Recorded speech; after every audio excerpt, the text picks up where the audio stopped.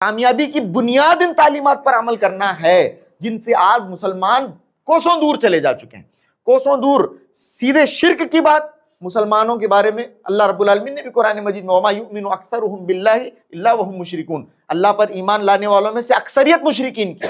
اللہ اکبر، آج ہم لوگ توحید سے کتنے دور ہیں۔ اب ایک آدمی اللہ کے نبی صلی اللہ علیہ وسلم کی سب سے پہلی تعلیم، جس تعلیم پر کامیابی کا، عروج کا، کمال کا، اخروی اور دنیاوی نجات کا مکمل انحصار ہے، اسی چیز سے دور رہے تو ایسا آدمی کیسے کامیاب ہو سکتا ہے؟ یہ بات تو سب کو معلوم تھی۔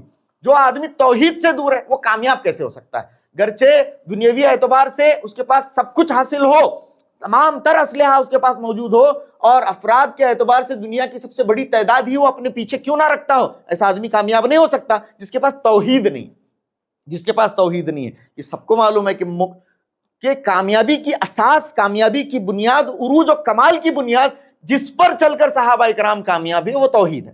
یہ آپ لکھ لے، ایک آدمی اس سے کتنا بھی اپنا دامن چھڑانے کی کوشش کرے نہیں چھڑا سکتا۔ بہت سارے لوگ ہیں، اور یہ تعلیمات جو اللہ کے نبی صلی اللہ علیہ وسلم کی ہیں، جس کے اندر نماز ہے، جس کے اندر صدق ہے، جس کے اندر صلہ ہے، جس کے اندر عفاف ہے، جس کے اندر اندھی تقلید سے بچنا ہے، یہ تعلیمات ہیں جس پر چل کر ہم کامیاب ہو سکتے ہیں۔ آج ایک بہت بڑا طبقہ ہے، مسلمانوں کی کمیاں اگر ہم گنانا شروع کریں، مسلمانوں کی اصلاح کرنے کی کوشش کریں تو انہیں بڑی چڑ ہے۔ یہ لوگ آتے ہیں توحید کی بات کرتے ہیں، یا یہ لوگ آتے ہیں مسلمانوں ہی کی کمیاں گرانا شروع کر دیتے ہیں۔ ہمارا دشمن دیکھیے ہم پر کیا کیا ظلم و ستم کر رہا ہے، ہمارا دشمن ہم پر یہ کر رہا ہے، ہمارا دشمن وہ کر رہا ہے، ایسا کر رہا ہے، ویسا ہے، اور ہمارے علماء ہیں، ہمارے لوگ ہیں کہ ہماری ہی غلطیاں نکالنے میں لگے ہوئے ہیں۔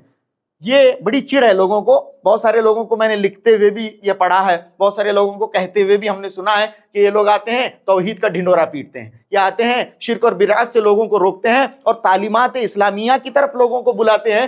یہ کیا ہمارے اوپر یہاں پر ہمارا دشمن اس طرح سے دست و گریباں ہے اور ہمیں کھانے پر تلا ہوا ہے، جس طرح سے بھوکا دسترخوان پر ٹوٹ پڑتا ہے، ہمارے اوپر ہمارا دشمن ٹوٹ پڑ رہا ہے، اور ہمارے علماء ابھی انہی تعلیمات کے پیچھے پڑے ہوئے ہیں۔ آئیے کہ کس طرح سے ہم جمیں، کس طرح سے اکٹھا ہوں، کس طرح سے اسباب کو، کس طرح سے وسائل کو اختیار کیا جائے، دشمن کے خلاف اپنی اسٹریٹجی کیسے اختیار کی جائے، اس کے اوپر بات کریں۔ ٹھیک ہے، اس کے اوپر بھی بات کی جائے گی، لیکن یہ ثانوی چیزیں ہیں، ثانوی چیزیں ہیں، سیکنڈری چیزیں ہیں، ان کا نمبر بہت دور دیر سے آتا ہے۔